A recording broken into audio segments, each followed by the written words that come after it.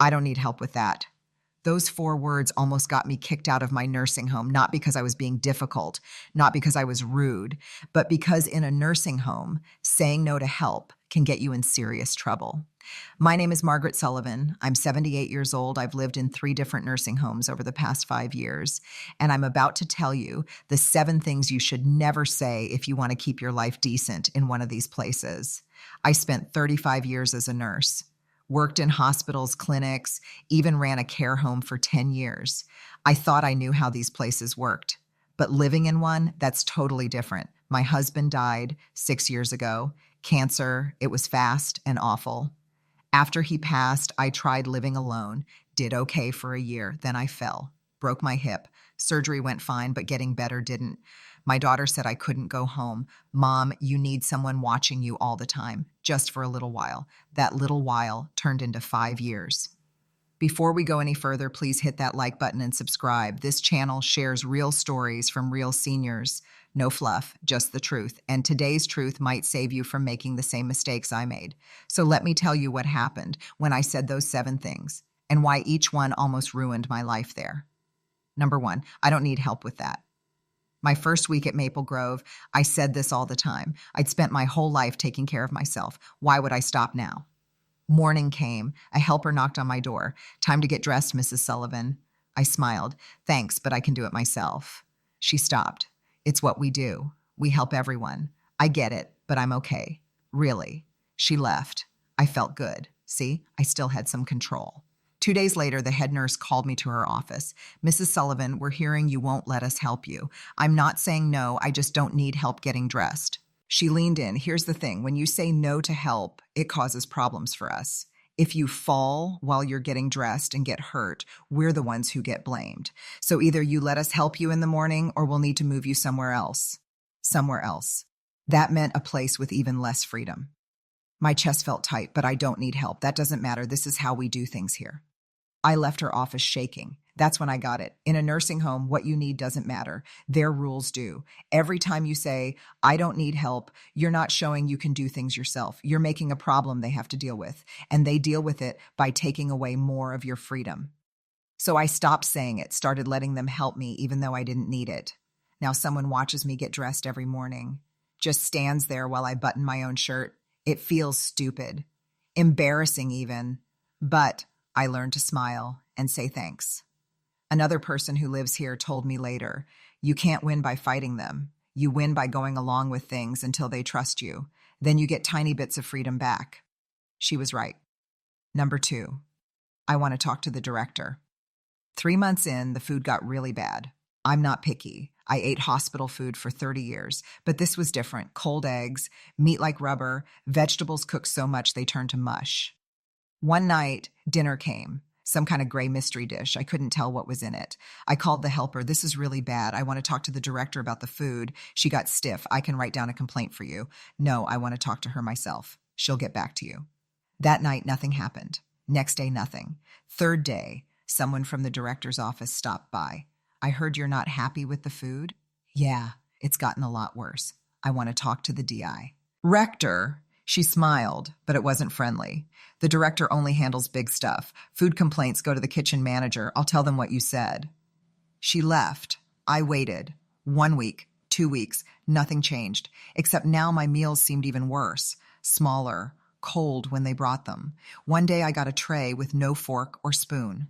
My roommate whispered, you shouldn't have complained. What do you mean? They don't like it when you try to go around them, makes them look bad, so they make things harder for you. Not in big ways, just small stuff. Your call button doesn't get answered as fast. Your laundry gets messed up. Little punishments. That can't be real. She shrugged. Think what you want. But I noticed it. Things took longer when I asked for help. Staff seemed colder. One helper who used to talk to me stopped looking at me. I learned this the hard way. Asking for the director is like saying you don't trust them. And in a nursing home, you can't do that. Break that rule and you become difficult. Difficult people get less help, less kindness, less everything. After that, I smiled and ate the gray stuff, threw most of it away when nobody was looking, started buying protein bars with my own money. Number 3, that's not what my doctor said. I've had high blood pressure for 20 years, kept it under control with my pills. My heart doctor had me on specific stuff. 2 pills in the morning, 1 at night. My second month at Maple Grove, the nursing home doctor changed everything, put me on different pills, different amounts, different times. I asked the nurse about it. Why did he change what I take? My heart doctor had everything working fine. It's the rule here. Everyone sees our doctor. He's in charge of your care now. But I've been seeing the same heart doctor for 15 years. You can still see other doctors if we say okay, but everyday stuff goes through our doctor. The new pills made me dizzy. My blood pressure went up. I felt terrible. I told the nurse, this isn't working. That's not what my doctor said I should take. She frowned. Our doctor is your doctor now. No, my real doctor, my heart doctor. Her face got hard. Mrs. Sullivan, you need to trust our doctors. We know what we're doing. I kept pushing back. For 2 weeks, I kept saying I needed to see my regular heart doctor, filled out forms, made phone calls. My daughter called too. Finally, they let me see him, but the damage was done. The staff started calling me difficult in my file. One helper told me quietly, once they write too. Hat, you won't listen.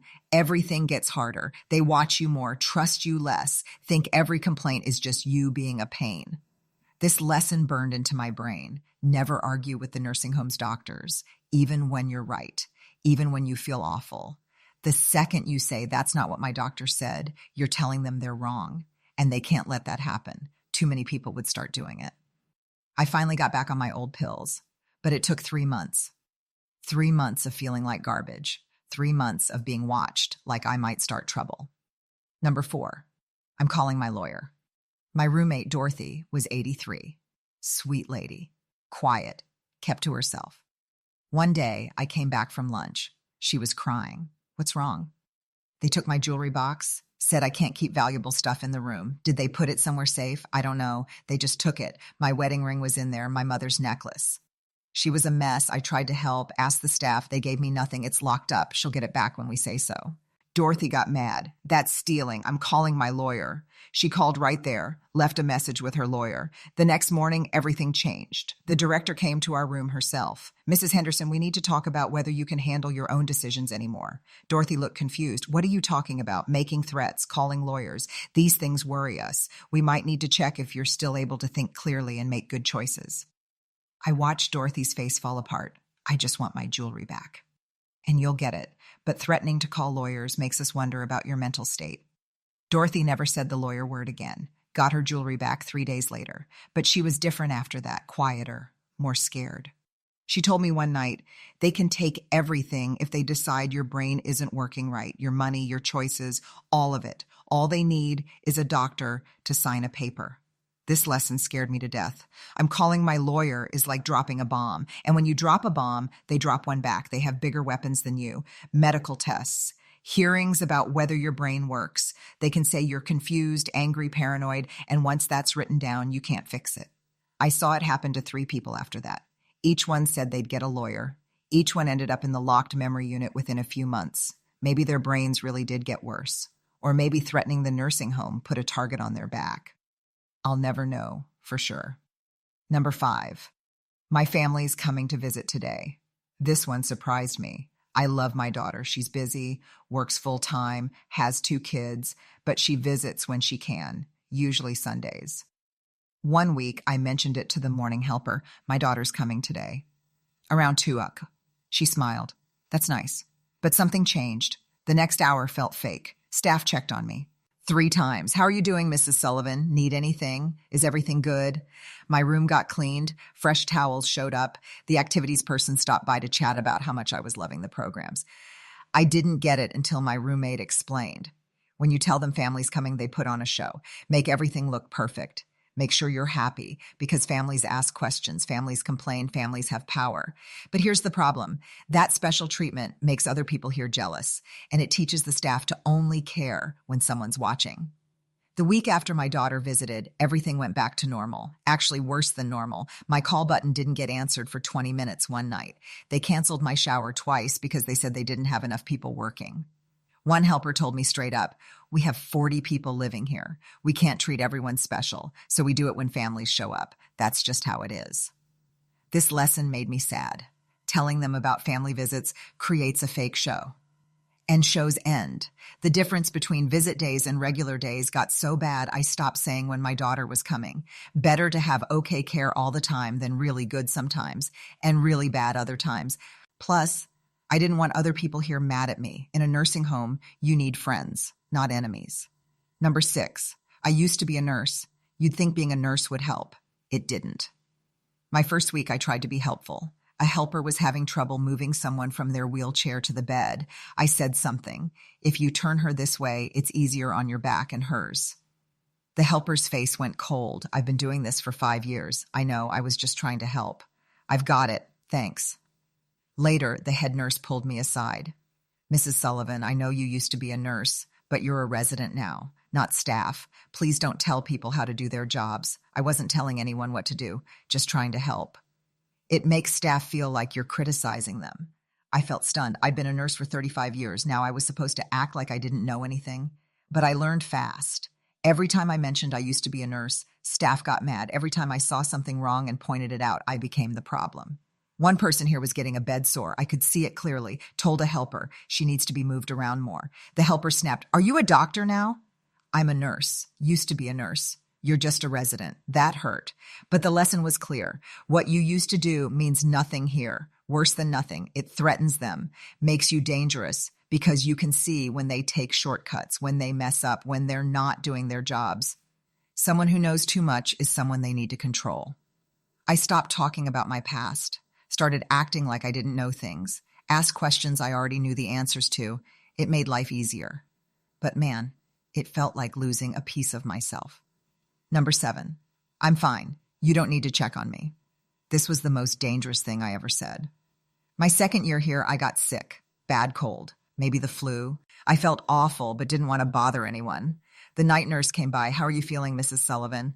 "I'm fine. You don't need to check on me." She wrote something down and left. That night I got worse. Fever shot up, started coughing so hard I couldn't breathe, but I'd told them I was fine, didn't want to be a pain. By morning, I had pneumonia, ended up in the hospital for a week. When I came back, the director called me and, "Mrs. Sullivan, you told the night nurse you were fine. Why didn't you say you were sick?" I didn't want to be a bother. She shook her head. "Here's what you don't get. When you say you're fine and you're not, we get in trouble. We write down that you said nothing was wrong. Then when you end up in the hospital, it looks like we weren't watching you. I was trying to be nice. Don't tell us everything, every pain, every problem, every worry, because if you don't and something bad happens, it's our fault. So we'd rather you complain about nothing than hide something serious." This lesson hit me hard. I'm fine is the most dangerous lie you can tell in a nursing home. Not because they care about you personally, but because your health is their problem. When you hide stuff, you put them at risk, and they can't forgive that. After that, I told them about everything. Headaches, dizziness, sore throat. Sometimes I felt like I was whining about nothing. But I watched what happened to people who didn't speak up. They got sicker, got worse faster, ended up in the hospital more. The staff actually liked the complainers better because complainers gave them proof they were doing their jobs, proof they were watching people. So those are the 7 things. 7 things that seem harmless but aren't. Let me be clear. I'm not saying all nursing homes are bad. I'm not saying everyone who works here is mean. Most people who work in these places really do care. They're working too hard, not getting paid enough, doing their best in a messed up system. But the system itself creates these problems. And if you don't understand the unspoken rules, you're going to have a bad time. Here's what I learned after 5 years. First, you can't just demand freedom. You have to earn it. Play along with their rules until they trust you. Then you get tiny bits of freedom back, but never all of it. Second, don't go over people's heads. It makes you a problem. And problems get worse care. Not officially, just in 100 little ways that add up. Third, what you used to do for work doesn't matter. Actually, it's worse if you know stuff. It threatens them. So hide it. Act like you don't know things. Fourth, don't threaten lawyers. The second you do, you become an enemy, and they have more ways to hurt you than you have to hurt them. Medical tests, meetings about whether your brain works, the power to call you difficult or confused. Fifth, family visits create fake shows. The special treatment feels good, but it doesn't last. And it makes regular days feel worse. Better to have okay care all the time than big ups and downs. Sixth, never hide when you're sick.